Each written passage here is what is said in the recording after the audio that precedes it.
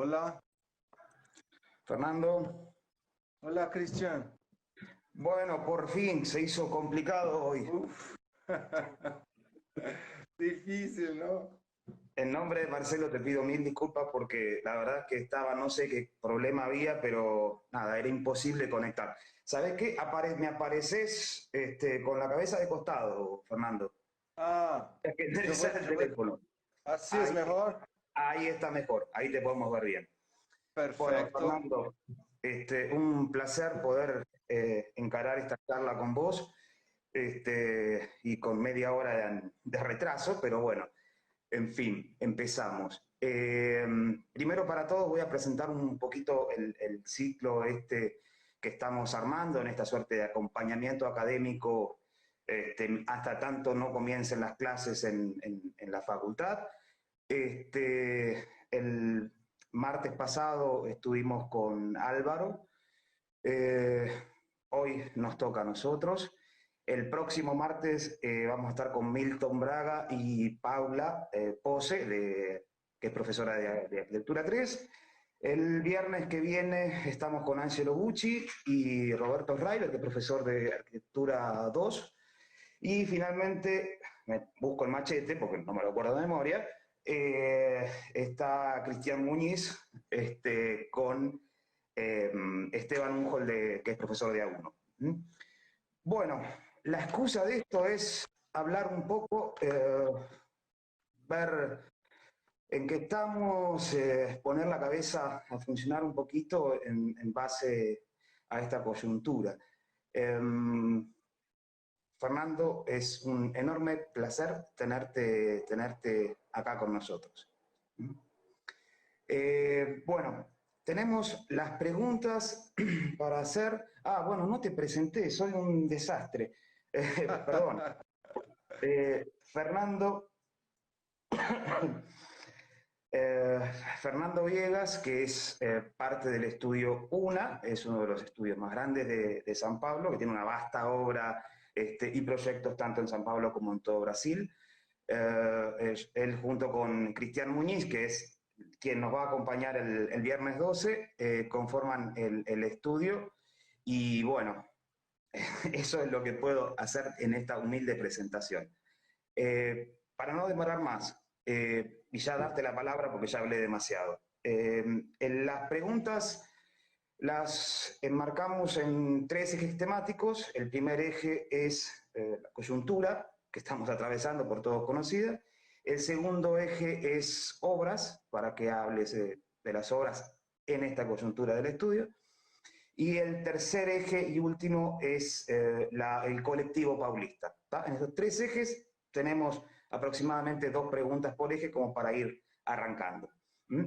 Así que, bueno, vamos con la primera pregunta sobre la coyuntura. Es una pregunta de Alejandro y que pregunta cómo ves la situación actual eh, São Paulo, Brasil, gobierno. Menudo temita. Sí, una pregunta importante y una pregunta. Sí, es importante hablar de eso, ¿no? Porque primero me gustaría agradecer la invitación. Son tantos años juntos en Taller Sudamérica y junto con Marcelo, con todos los amigos que están ahí. Mi relación con este taller ya es de muchos años y de verdad que agradezco la oportunidad de hablar con ustedes aún más en este momento tan loco, ¿no? Que estamos todos viviendo en el mundo. Yo creo que nadie podría imaginar lo que iba a pasar si 3 meses atrás alguien hablara, no, vamos a parar el mundo, toda la gente va a quedar en sus casas. Sería imposible, ¿no? Sería impresionante y lo que hicimos fue parar, ¿no? Claro que siempre hay que hablar que hay tipos que no pueden parar y yo quería hacer este homenaje a estos tipos trabajadores, hoy en día del trabajador, de los tipos que siguen trabajando, ¿no? Por nosotros. Un poco para hablar lo que yo hablaba con Marcelo antes. que es hacer un homenaje a los trabajadores en general, porque hoy en día sabemos la necesidad que tenemos que cada uno pueda hacer muy bien lo que haces, ¿no?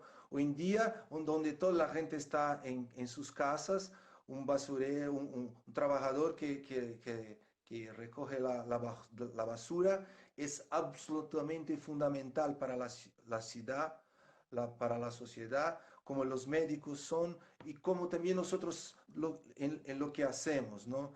Yo quería hablar que es muy lindo hacer una charla, una conversación en el Día del Trabajador y hablar la importancia que el trabajo tiene en nuestros días cada vez más y hablar el momento muy duro que vivimos en Brasil en este momento político donde tenemos que luchar en contra la pandemia, pero también en contra del gobierno, ¿no?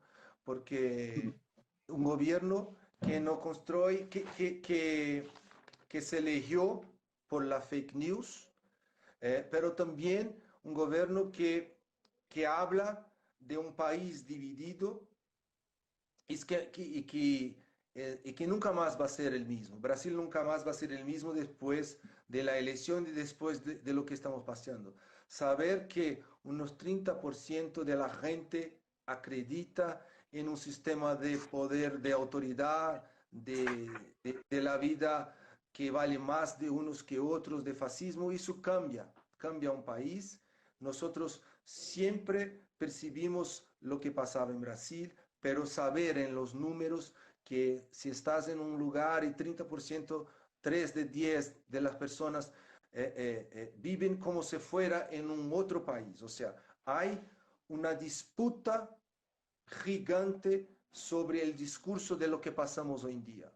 Y eso que yo quería hablar. Toda mi charla hoy es para hablar que estamos viviendo de verdad una disputa sobre lo que sea la pandemia, la disputa lo que sea la política, la disputa sobre lo que sea la cultura, la disputa lo que sea la arquitectura incluso. Yo creo que es un momento muy importante de intentarmos construir un discurso que hable de este momento de un país que está dividido, de un país que de alguna manera perdió la oportunidad de construir una memoria sobre lo que pasó en la dictadura militar, perdió la memoria de construir, perdió la oportunidad de construir, de enfrentar cosas que hoy en día tenemos que pasar de nuevo porque no enfrentamos. Y estamos de nuevo perdiendo la oportunidad de enfrentar la pandemia como un lugar, un momento, un tiempo de solidaridad. Como siempre, Brasil perdiendo las oportunidades de pensar de manera colectiva, común, y eso pasa en la arquitectura, eso pasa en la enseñanza. Nosotros creo que vamos a hablar de eso todo el tiempo, toda la charla de hoy, ¿no? Eh, São Paulo, São Paulo vive un momento muy loco, una ciudad gigante. Hay una pelea entre el gobernador de la provincia y el presidente. Los dos son de derecha, uno de extrema derecha que el presidente, pero el gobernador de la provincia de derecha. El mismo gobernador que cerró nuestras empleas de planeamiento urbano, que se llamase en plaza, que cerró porque no acreditaba que tenía que privatizar todas las empresas del gobierno, el tipo que ahora hace un discurso que es más solidario. Entonces, en la comparación con el presidente está muy mejor, pero hubo años y años y años de, de, de, de, de cierre, de investigación, ataques a la universidad, ataques a las empresas públicas y hoy lo que nos salva es el sistema de salud pública, lo que nos salva es el sistema público que se construyó. O sea, estamos justo en este momento de disputa, que es una disputa política, pero una disputa entre dos mundos totalmente distintos. Eh, Tenemos la oportunidad de no volver a ser lo que éramos antes de la pandemia, yo creo. Estamos viviendo un momento donde percibir que el problema era... Hay una linda frase que yo vi en una proyección de un edificio que hablaba, el problema, no podemos volver a la normalidad porque el problema era la normalidad. O sea, no, en este momento es el momento donde percibir que hay dos proyectos. El proyecto que es volver muy rápido a lo que era un discurso de economía y el momento de la gente que habla y para y piensa, para y piensa. Una cosa que es una frase, es una expresión de muchas lenguas que es para y piensa. Cuando se piensa, se ataca los prejuicios, se ataca todo lo que está consolidado del conservador y se puede pensar en otros proyectos, proyectos que sean proyectos distintos, proyectos donde vamos a la esencia, proyectos donde tenemos que vivir con menos y tenemos que repartir, tenemos que dividir las cosas, tenemos que en contra la competición hacer la solidaridad, en contra la competición hacer lo que sea colectivo, lo que sea distinto del mundo que se construyó principalmente en los últimos 30 años, ¿no? En el mundo. Entonces, lo que vivimos en São Paulo es una ciudad gigante, hecha por la necesidad de gente estar junta y hoy es posible mirar los problemas que tenemos, porque son muchas ciudades y la gente va a sufrir más lo que viven en las favelas, lo que viven en situaciones donde tenemos problemas del siglo XIX, problemas de saneamiento, problemas de cloacas, problemas del siglo XIX, 2 siglos atrás. Entonces, yo creo que el momento de imaginar un nuevo sistema donde no sea necesario siempre crecer, y que el sistema no sea cuánto que es el Producto Interno Bruto del país, pero sí lo que se divide y que lo se comparte, porque las riquezas existen, muchas, pero están muy segregadas y están muy concentradas. ¿Cómo, cómo pensás vos, digamos, que se resuelve esta batalla que hablabas?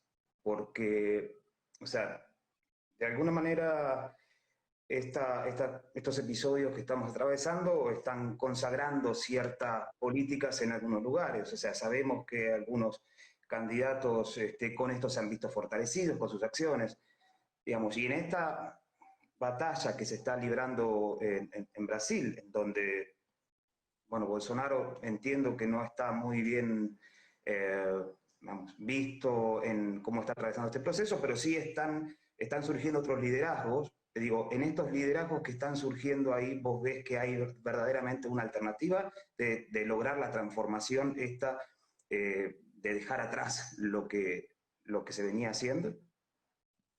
Es una gran pregunta. Yo no sabría contestar inmediatamente. Yo sé que Bolsonaro es un tipo muy estúpido, el tipo que solo tenía la construcción de la segregación y de la muerte. O sea, él perdió la oportunidad de con un discurso muy simple, que es hablar, yo estoy triste porque los brasileños están muriendo. Si él tuviera la oportunidad, tuve la oportunidad de hacer eso, pero no ha hecho. Y si hiciera eso, tenía como 50-60% de aceptación. Está mal, está con 20, con 30, porque él no consiguió se solidarizar con la muerte de los hermanos, porque no tenía esto en su DNA, no tenía solamente la muerte como proyecto. Vamos a ver lo que pasa con otros. Yo creo que lo que fue impresionante fue como en un año de gobierno, la extrema derecha quedó en su lugar. Un desastre económico, un desastre social. Tenemos hoy 13 millones de desempleados en Brasil.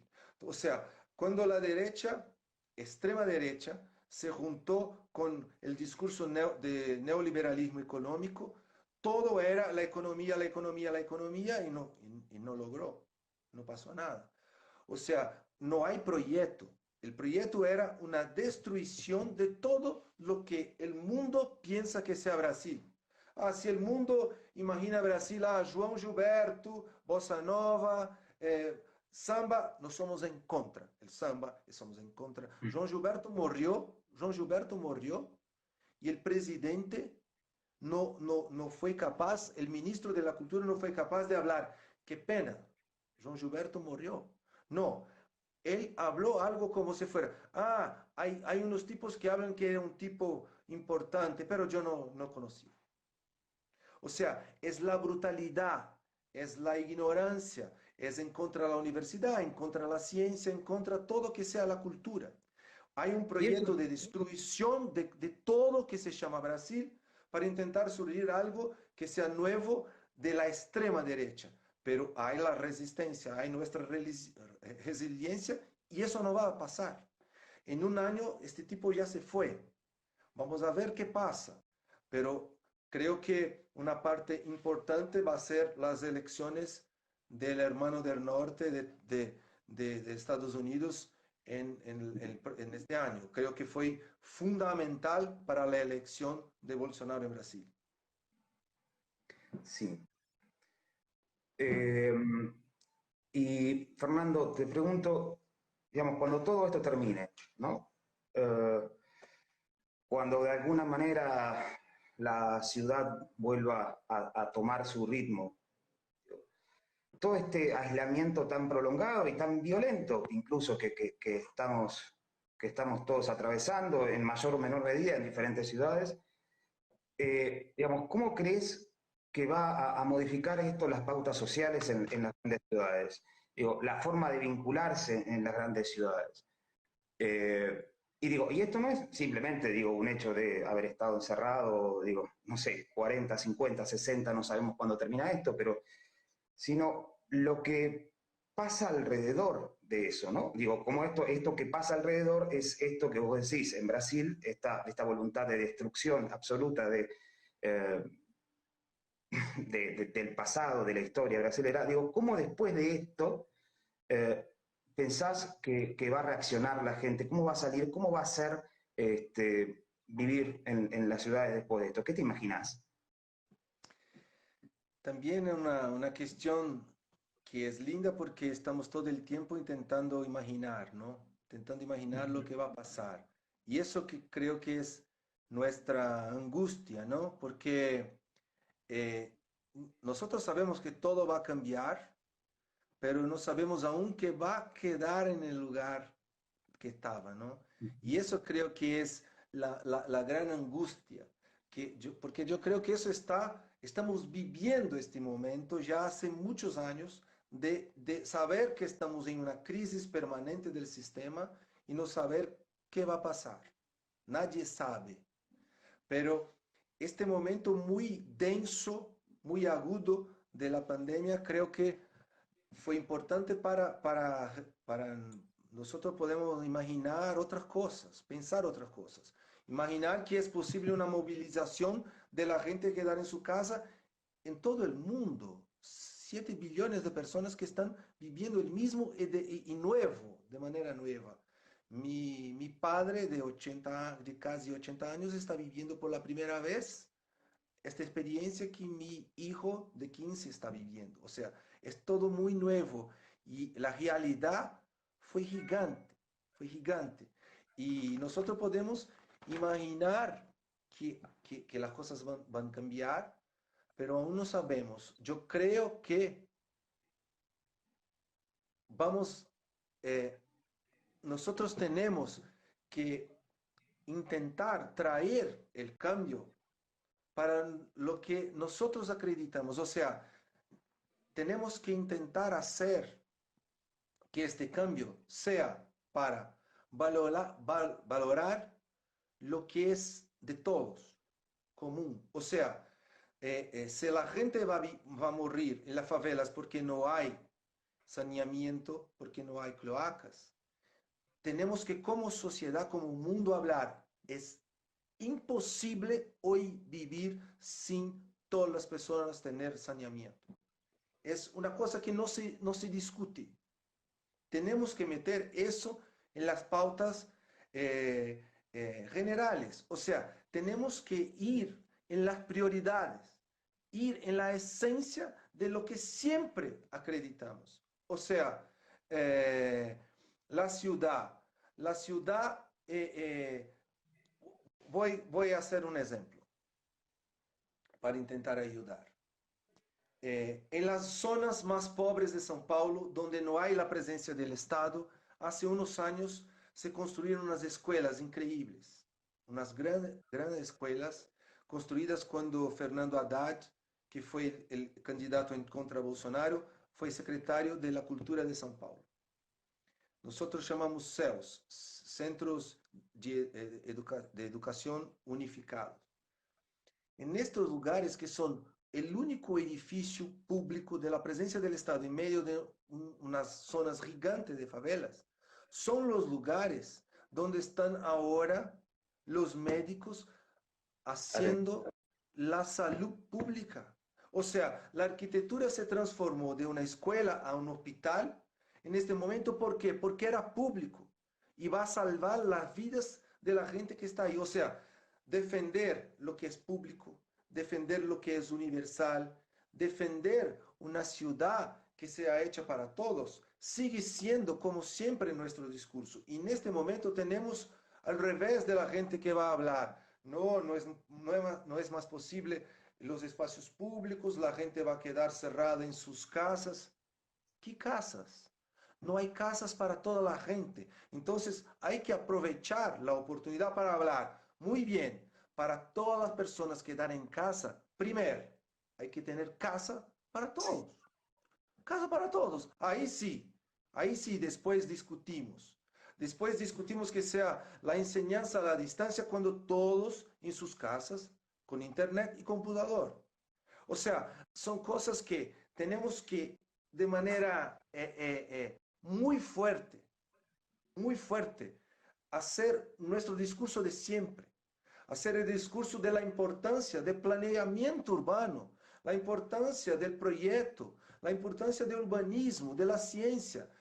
Yo escuché otro día una entrevista de un biólogo increíble que empezó a hablar y conoce todo de las vacunas, de las drogas para combater los virus. Tipo increíble.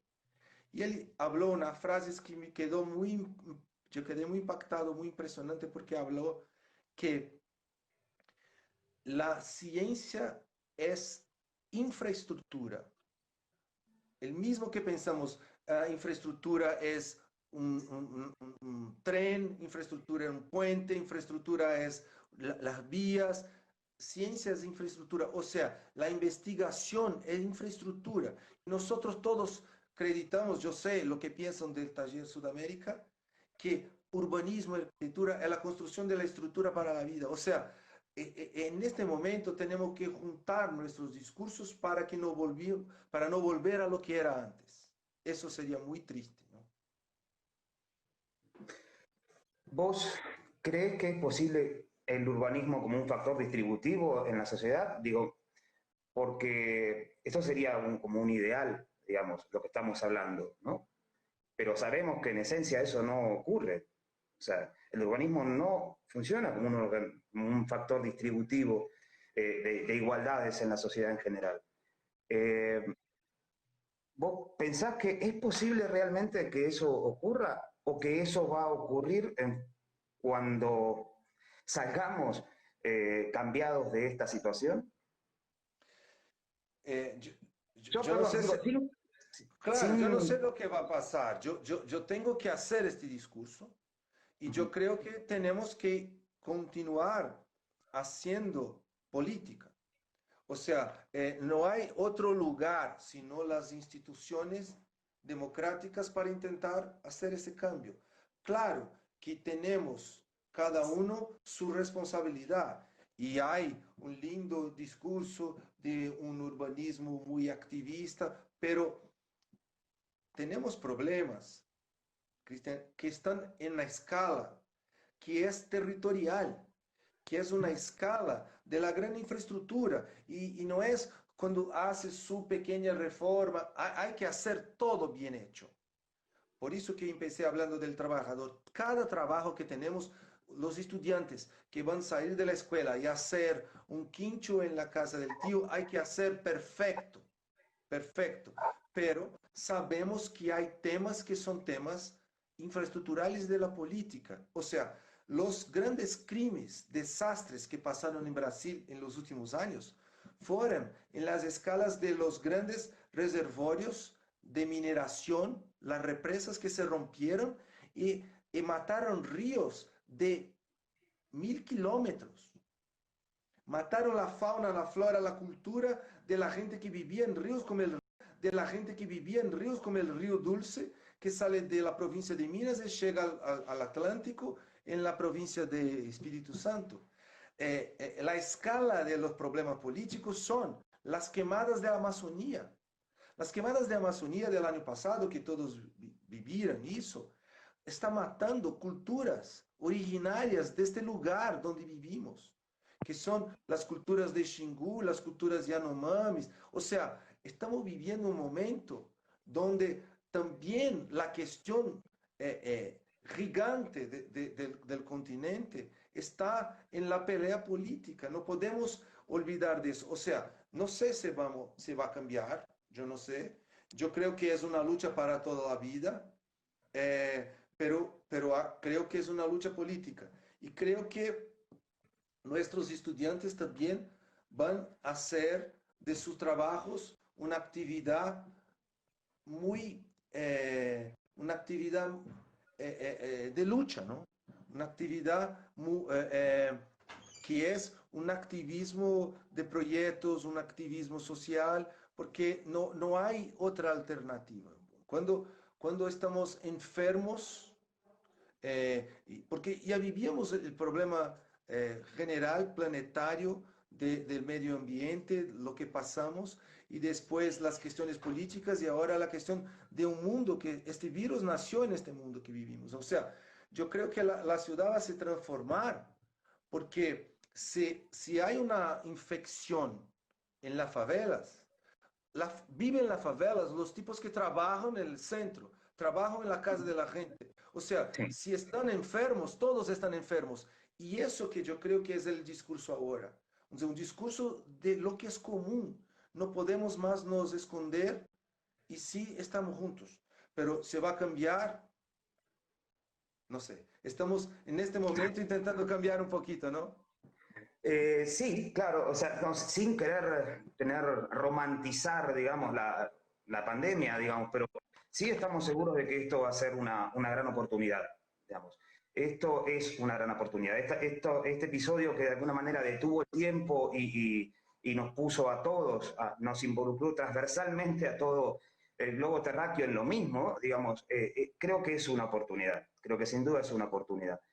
Sí, la Eh, primera vez que nosotros percibimos, y eso es nuevo, ¿no? Que nosotros somos todos responsables y víctimas de todo. Somos 7 billones de personas que son los vivos y que tenemos la herencia de este patrimonio que es este lugar, de este planeta donde vivimos y que tenemos que dejar a las generaciones futuras. Y percibimos de manera brutal, con muerte de miles y miles y miles de personas, que nosotros no estamos bien. No estamos bien. Y eso yo creo que es un discurso que todos después de la pandemia van a percibir. Pero van a percibir también lo que es distinto de cada lugar. Y eso es lindo. Decir, la reacción y lo que pasa hoy en Argentina, distinto de lo que pasa en Brasil. Entonces, la pandemia en Argentina hay un control, un número de muertes y una solidaridad totalmente distinta de lo que pasa en Brasil. Y eso la gente percibe, porque está hablando de la vida de los familiares, la vida de la gente. O sea, hay maneras distintas de estar en un momento de pandemia, las lideranzas políticas, y eso se percibe. Sí, sí, es cierto. Digo, acá hay ciertas acciones de solidaridad, digo. Eh, Igual creo que esto es algo vamos, que lo que hace es igualarnos a todos. Y en el igualarnos a todos nos pone en muchísima distancia de oportunidades. O sea, digamos, acá también en las villas, o sea, las noticias de esta semana fueron que desde el sábado en la Villa 31, creo, estaban sin luz. Y ahí también hay confinamiento. Claro, la decisión fue hacer el confinamiento en todo el barrio, digamos, porque era imposible gestar un confinamiento en una vivienda, cuando vos bien decías hace 10 minutos, digo, no hay vivienda. Eh, o sea, la falta de servicios es total y es una bomba de tiempo eso, es una bomba de tiempo. Acá, digamos, sí, es cierto, hay mayor solidaridad si se quiere, pero la verdad es que también hay mucha mezquindad. Creo que en todos lados, bueno, como en todos lados. Eh, Fernando, eh, tomando un poquito, para completar la pregunta anterior, digo, vos de la salida de esto, digamos, avisorás algún cambio en el ordenamiento geopolítico mundial, digamos, en cómo venimos hasta ahora, si de esto se sale diferente con diferente relación de fuerzas entre los países y que eso pueda alterar un poco la historia, ¿no? Hacia adelante. Sí, estamos viviendo el medio de un cambio gigante y es el crecimiento de China, ¿no? Eh, Estamos justo en este momento y creo que hay una disputa política gigante entre Estados Unidos y China. Eh, Desde de cuando cayó el muro de Berlín, que vivimos, como hasta algunos historiadores hablaron, el final de la historia, o sea, el occidente, el capitalismo, Estados Unidos ganó la historia. Y el neoliberalismo va a seguir triunfante en todo el mundo. Y cuando empieza un gobierno que ha hecho una revolución eh, comunista, pero quedó en poder con todos los problemas que el comunismo tuvo cuando llegó al poder y quedó como un lugar muy cerrado de la presencia del Estado más fatal de control de la gente y este está también no sé, como una economía que crece y también que de un control general. Estamos viviendo un momento muy fuerte, yo creo, entre dos mundos. O sea, eh, cuando hay un control estatal total, hay cosas que son la oportunidad de sacar un montón de gente del campo, de la pobreza gigante, de crecimiento, de controlar el virus, pero también se pierde lo que para nosotros es tan valioso, tan valoroso, que es la libertad individual. Al revés, tenemos un gobierno en Estados Unidos de derecha que se eligió para hacer un muro, para dividir la América en un territorio que no era de Estados Unidos y que tiene hispanohablantes más que americanos. Se eligió en contra todo, pero también va a ser el país donde más gente va a morir del virus. Y justamente el país que no tiene un sistema de salud pública, o sea, todo. No hay no hay un modelo bueno. Hay un modelo de pérdida de individualidad, de pérdida de libertad, pero de control, pero también que un gobierno que protege un poco a la gente y el gobierno que deja como si fuera posible que cada uno por sí. O sea, no está bien, no está bien. Yo creo que tenemos un problema que es sistémico. Va a cambiar, pero lo que es esencial de las culturas, eso sigue.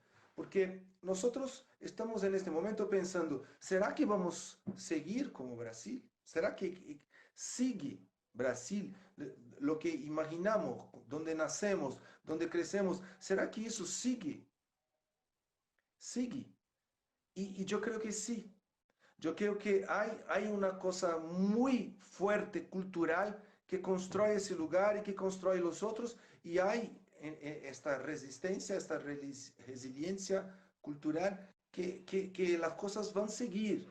Ahora, ¿cómo en la cuestión geopolítica eso va a se dar? No sé, yo sé que hace 20 años estamos construyendo una cosa linda que son los puentes latinoamericanos, ¿no? Taller Sudamérica es eso, Escola da Cidade es eso, y tantos otros lugares construyeron cosas que son increíbles. Construimos eso también en momentos donde,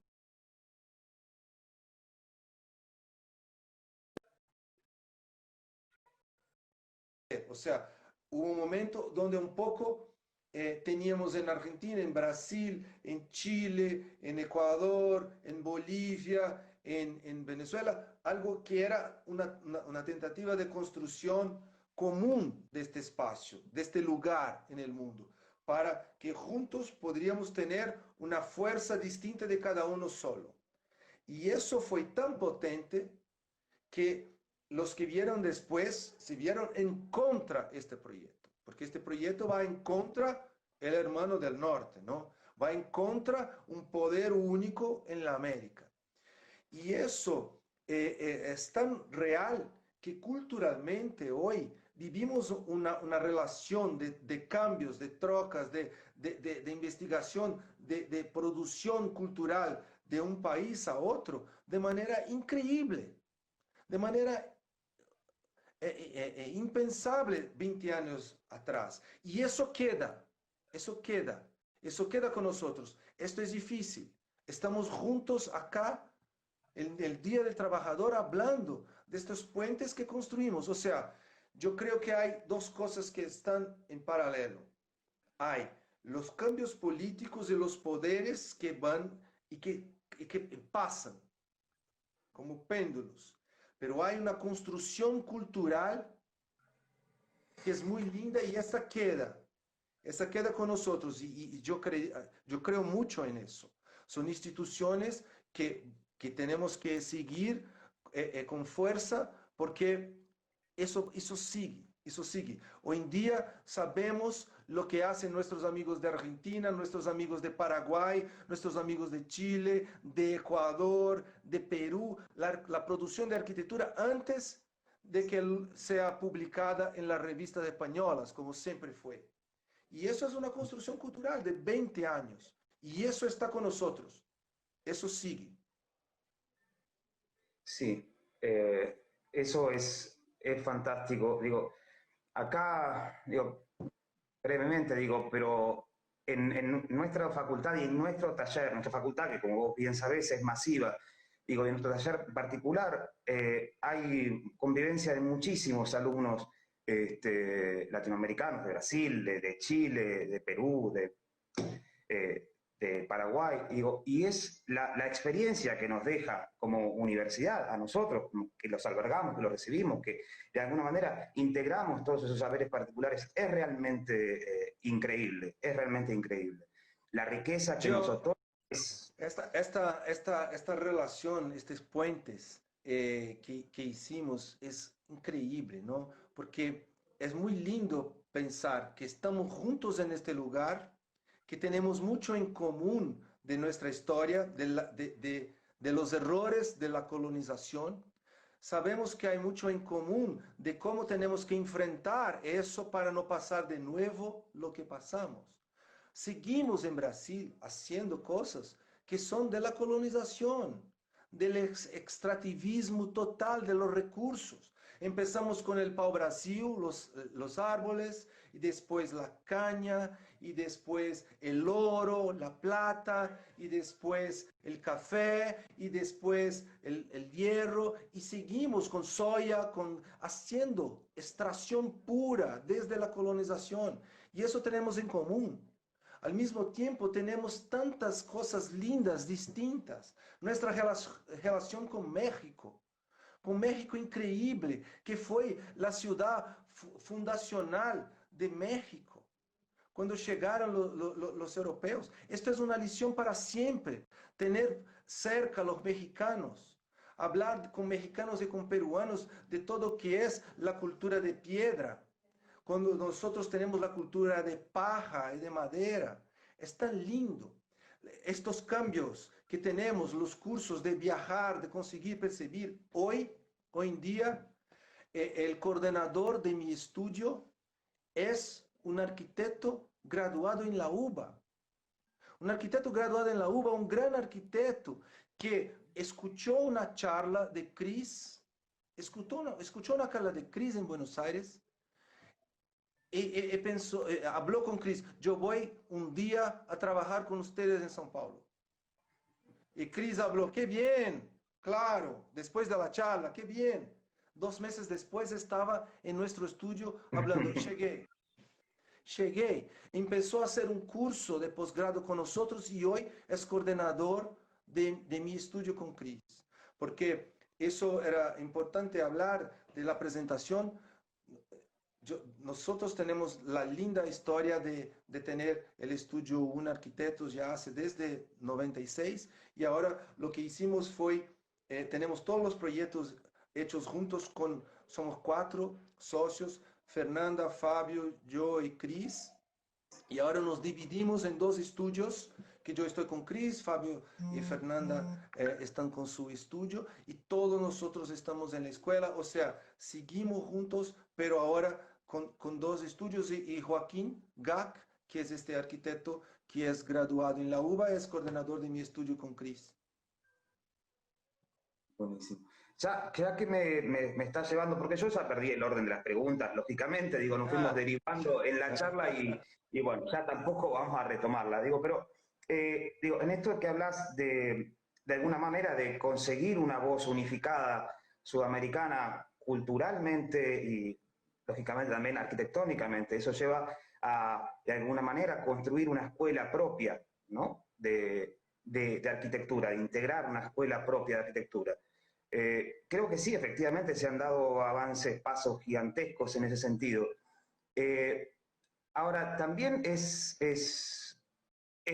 o sea, me la pones complicada, ¿no? Porque en eso de construir una escuela propia, digo, cuando estamos hablando justamente en este ciclo de charlas con referentes de la arquitectura paulista, digo, es complicado, ¿no? Digo, porque la arquitectura paulista es fuerte, es muy fuerte, ya tiene un peso, digamos, a nivel internacional increíble, muy bien ganado, por cierto. Digo, y un colectivo que viene arrastrando desde hace muchísimos años, ¿no es cierto? O sea, o sea, ay, Sí. me fue la cabeza, pero no importa. Digo, ya que ha sido continuo a lo largo de todos estos años, digo, y es una escuela muy fuerte. Ahora, digo, ¿cómo se puede integrar, digamos, tantas voces? Eh, Cuando les ha sido difícil a ustedes mismos en Brasil, porque si bien, o sea, la escuela paulista no tuvo el mismo impacto en San Pablo que fuera de San Pablo, ¿no? Entonces digo, ah, es un gran desafío, es un gran Sí, desafío. es linda la cuestión. Cuando nosotros, yo y Álvaro Puntoni, empezamos en la Escola da Cidade el curso de posgrado, Geografía, Ciudad, Arquitectura, empezamos justo imaginando eso, que teníamos que aprender, escuchar los otros, más que intentar percibir lo que es común. Hay muchas cosas comunes, pero también hay muchas diferencias. Eso es muy lindo. Y cada vez más yo creo que tenemos que ser muy precisos, tenemos que hacer de manera muy linda un trabajo con nuestro lugar. Eso yo creo. En cada proyecto hablar de su lugar, de su presencia, porque no hay más una diferencia entre lo que es hecho de manera local y lo que es hecho de manera global. Yo siempre hablo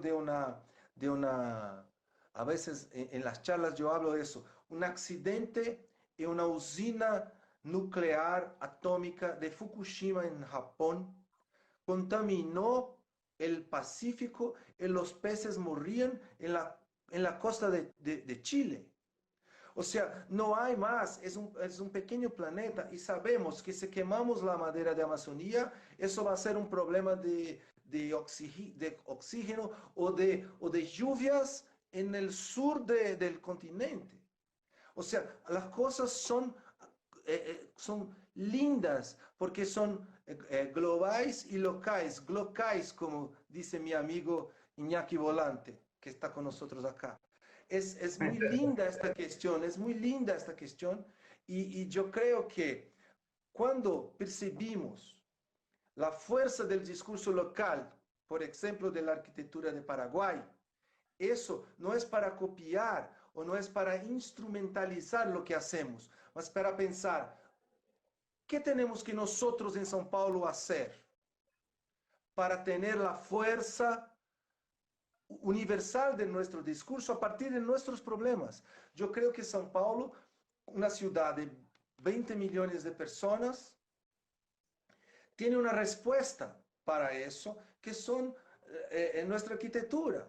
Yo creo pero también una arquitectura que contesta, que hace una conversación con la ciudad, que hace de manera increíble una respuesta para São Paulo, que es distinta de lo que se hace en el norte de Brasil, pero tenemos en común una patria, que es la lengua portuguesa. Es tener nuestra historia, escuchamos las mismas músicas, hinchamos por la misma selección, pero la respuesta de una arquitectura del norte del país no necesariamente es la misma de São Paulo, que es una concentración gigante de una ciudad de 20 millones de personas, que tienen la herencia increíble, que es la arquitectura de Vilanova Artigas, de Rino Levi, de Paulo Mendes da Rocha, de Lina Bobardi, de tantos otros, de Osvaldo Bratic y de tantos. O sea, es parte de nuestra formación eso. Yo no creo la escuela paulista como una manera de una firma. Yo no creo en la arquitectura paulista como, ellos construyen con hormigón o ellos construyen hacen así. No, porque Marcos Acayaba es un gran arquitecto paulista y quedó conocido con sus construcciones de madera. Es profesor de la FAUSP y tiene el rigor, la precisión de construcción. Esa sí viene de la escuela paulista. Esa sí es linda porque esa sí viene de una relación muy fuerte de la fundación de la escuela de São Paulo, que no es de las bellas artes, y sí de la politécnica. O sea, la precisión de la construcción es parte de la formación del arquitecto en São Paulo. O sea, estamos hablando de una ética, mucho más que de una estética de São Paulo. Y eso me parece muy lindo, ¿no? Que nosotros tenemos que percibir qué es la lección, qué son las clases de los grandes arquitectos de São Paulo. Son los espacios a veces que no tienen nombre.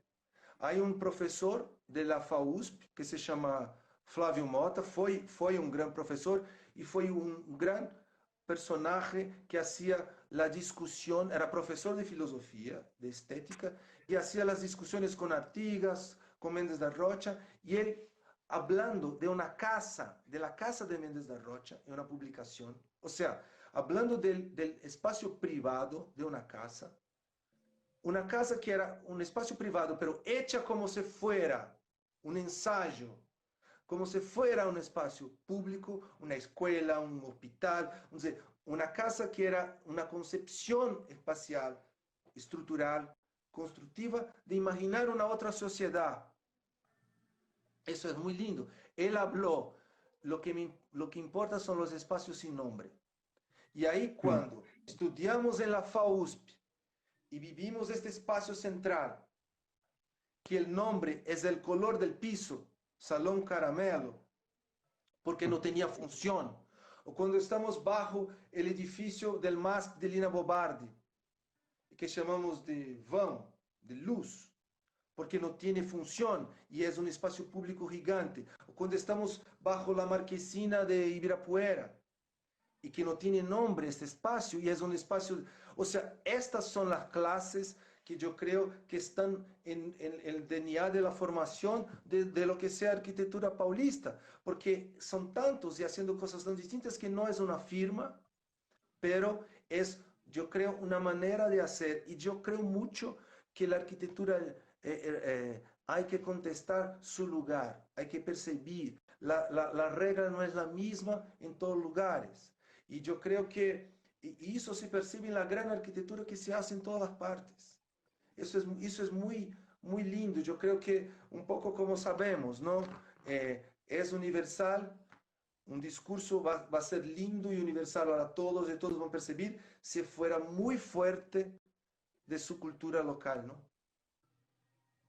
Acá estoy leyendo lo que están poniendo abajo y leí una frase que me gustó mucho, que es arquitectura paulista es generosidad. Digo, y me parece que es muy acertada, ¿no? En esta manera de definir los espacios comunes, los espacios libres. Eh, y rescato otra de tus frases, que es la arquitectura paulista es ética tectónica de alguna manera. Y eso es muy fuerte. Y enormemente agradecido de haberlo escuchado. Qué linda frase es Fernando. esta, ¿no? Linda frase es esta idea de generosidad. Y yo creo que en toda buena arquitectura hay generosidad. En toda buena arquitectura hay generosidad. Esta frase es de un gran arquitecto, profesor de la escuela, José María. Muy linda de verdad las frases, porque intentamos que sea así. Hay un... Y yo creo que toda la gran arquitectura es así. La arquitectura brasileña moderna es generosa desde siempre, ¿no? En todas las partes. Lo que ha hecho en el norte de Brasil, Severiano Porto, lo que ha hecho toda la gente en Nordeste. Yo estoy aquí con arquitectos de Nordeste hablando, qué lindo que es una arquitectura muy diversa. Qué lindo que es eso, ¿no? Una arquitectura que es distinta en todos sus lugares, mismo que sean comunes.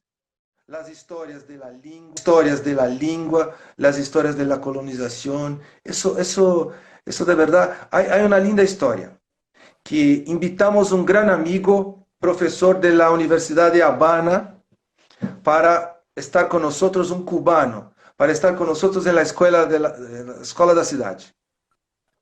Kiobé. Kiobé, Sánchez, sí, lo conocemos. claro, También. querido, yo sé que conocen, un tipazo, un tipazo. Sí, Y bárbaro, ahí genial. Kiobé estaba con nosotros, fue por la primera vez en São Paulo visitar estos edificios públicos de São Paulo. La FAO, el MASP, el Museo de la Escultura, la Pinacoteca, visitar São Paulo. El SESC Pompeia, todo eso. Y después de una semana con nosotros, estaba muy emocionado, un abrazo, así, y habló, estoy muy contento porque esta arquitectura que hacen sería muy buena para mi pueblo. Y eso para mí fue la cosa más linda que yo ya escuché en mi vida, porque es una arquitectura universal que sería muy, muy buena para un pueblo como el lindo pueblo cubano que ha hecho lo que ha hecho. O sea, si es una arquitectura que desperta en un profesor cubano la posibilidad de imaginar la libertad, ya está para mí. Y si nosotros seguimos haciendo cosas que desperten la capacidad de la gente imaginar la libertad como arquitectura, eso ya está. Eso es que nosotros imaginamos que sea la escuela de la ciudad. Fernando, la verdad que es hermoso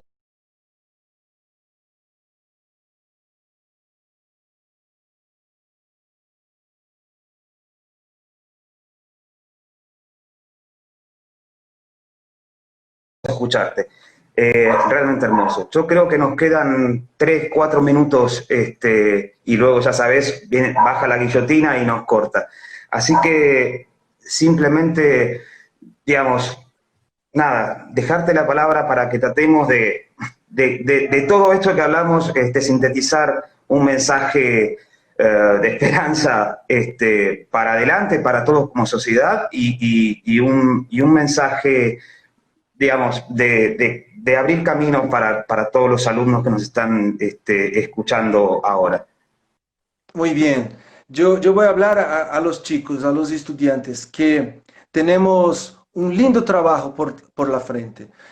Yo creo que es muy lindo percibir las posibilidades que la arquitectura a partir de hoy puede pasar. Yo creo que va a ser muy lindo ser arquitecto en los próximos años, porque yo creo que puede ser posible hacer con menos, hacer arquitectura lo que sea la esencia, lo que sea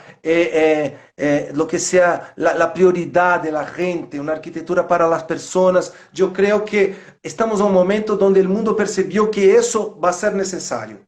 Yo quiero hacer un lindo discurso optimista para los chicos que están ahí del otro lado, hablando que en estos días el lindo trabajo que tenemos nosotros, la oportunidad de hacer arquitectura como arquitectos en nuestros estudios y estar en una escuela, estar intentando construir muchas lindas clases, estar construyendo la institución, que es una institución como hoy estamos todos metidos en la Escuela de la Ciudad, que es un lugar de resistencia, de resiliencia cultural. Yo creo que es eso que nosotros ahora necesitamos, ¿no? Porque podríamos quedar todo el tiempo acá hablando de la tristeza, de las muertes, de la pandemia, hablando de todo lo que pasa de manera tan triste en el mundo,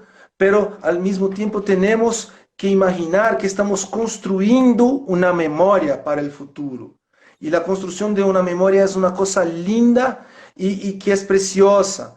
Y que tenemos nunca que abandonar la vida como proyecto. La vida como proyecto, al revés de la muerte como proyecto, de la destrucción. Yo estoy leyendo con mis hijos el libro La Peste, yo no sé si es así, que habla de Albert Camus, La Peste, La Peste. Sí, sí, sí, sí. La Peste. Y hay una linda pasaje que es linda, que está un médico que está enfrentando la peste en Argelia, en Oran. Está con un amigo, está muy deprimido, está viviendo la muerte todos los días, la cantidad de enfermos y de muertos, y en un momento él habla así con su amigo: nosotros tenemos el permiso de ir hasta el mar porque nosotros somos médicos. Y nosotros tenemos que ir ahí porque si vamos hasta el mar, podemos tomar un baño de mar, porque al final no se puede vivir en la peste todo el tiempo. En realidad, un hombre hay que luchar.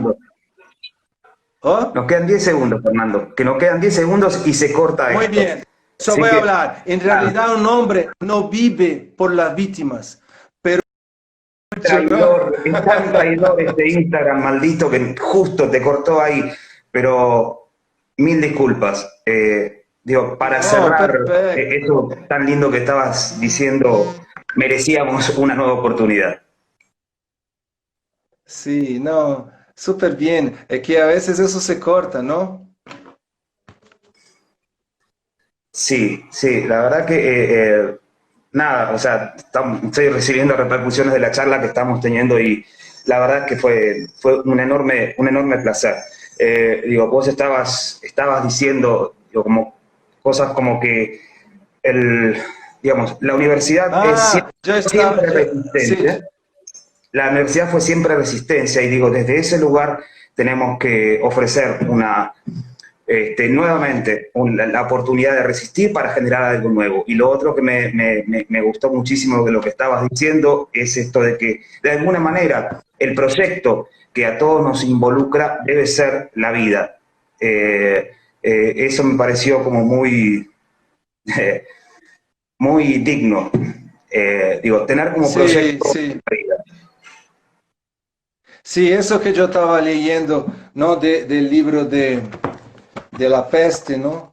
Que tiene eso que es tan bonito, que era eso, cuando los médicos están muertos, cansados de tanto trabajar, viendo los enfermos, las muertes, van al mar para tomar un baño y hablan eso.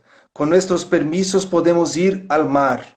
Al final, es una tontería vivir solamente la peste. En realidad, un hombre debe luchar por las víctimas, más si dejar de gustar de todo el resto, ¿para qué sirve la lucha? Eso es tan lindo, ¿no? Sí, es muy lindo, es muy lindo. Fernando, la verdad que fue una enorme pena que se haya cortado justo y nos haya atravesado en el medio de este recordatorio hermoso que estabas armando, del libro este que estabas leyendo, pero me parece que es fantástico, digo, como cierre, involucrarnos todos en esto, ¿no? En que el futuro va a ser desde el pensarnos juntos, pelearlo juntos en todo sentido, desde el lugar en que podamos, en la universidad es el ámbito más generoso para ello, y pensarnos todos juntos con esta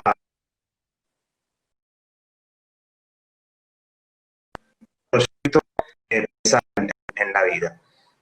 Yo soy enormemente agradecido por tu enorme generosidad de compartir una vez más, de tantas veces que has compartido con nosotros. Fue un enorme placer. Cerrá Gracias, vos como te Cristian. parezca. Gracias, Cristian. Dejar un gran abrazo a todos mis amigos. Estoy mirando tantos amigos ahí. Carlos Fácil desde México, mis hermanos Mariana y Murilo que están con nosotros ahí mirando, tanta gente linda mirando, intentando hacer de este momento un momento de reflexión, ¿no? Es muy linda esta idea de que se para y piensa.